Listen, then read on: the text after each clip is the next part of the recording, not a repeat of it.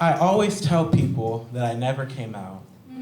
My queerness was publicized by a procession of people as if it were published in a newspaper. Torrid tales told and truncated about me that would tie up any tabloid junkie with its tantalizingness. And in hindsight, I can appreciate that. By being forced out of the closet, I was forced to take all of the beautiful garments out with it. I was forced to fully step into my fabulosity, to fortify my flame, to validate my... to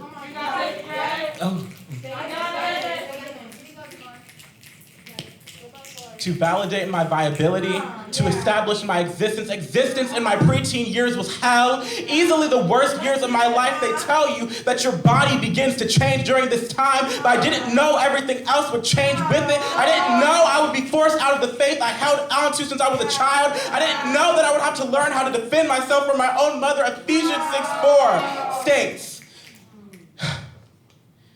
provoke not your children to anger, but bring them up in the nurture and admonition of the Lord. So what is nurturing about telling an 11-year-old that they're going to get AIDS? What is nurturing about telling your own child that they're going to hell in a handbasket for being a homo? Did you think that by watering me with acid that I would flourish into the God-fearing fauna you would always hope for? Those praying hands felt like prying hairpins, poking holes into my mental health, until I was a shell of my former self. I descended into the depths of darkness I did not know possible. Dante's Inferno states that sodomites will be punished in the seventh circle, condemned to wander a desert with blazing sand and fiery rain. And that's how it felt navigating my identity with no one to give me a sip of knowledge or direction without a scripture attached to it. It may not have rained fire, but it precipitated pages of persecution. You gay bashed me with the Bible, then told me it was a blessing, fired words of brimstone at me, then told me it was living water. You drugged me to the well of salvation, then tried to drown me in it. But I should not be the one drowning. I should not be the one drowning. I should not be the one drowning. Matthew 18:6 states that any one of you who causes one of these little ones who believe in me to stumble, it is better for you to tie a millstone to your neck, to be drowned in the depths of the sea. If that is the cost of action for a stumble, then what is the punishment when you cause a youth to fall face first out of their faith?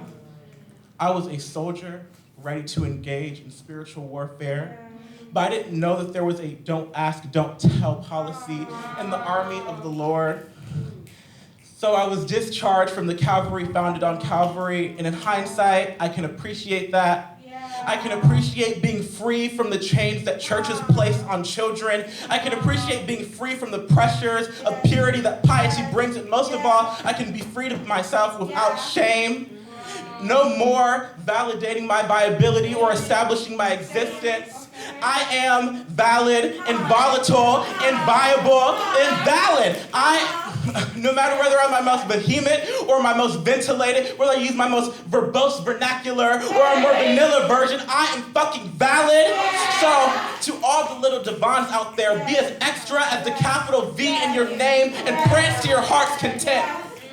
Trust me, in hindsight, you'll appreciate it.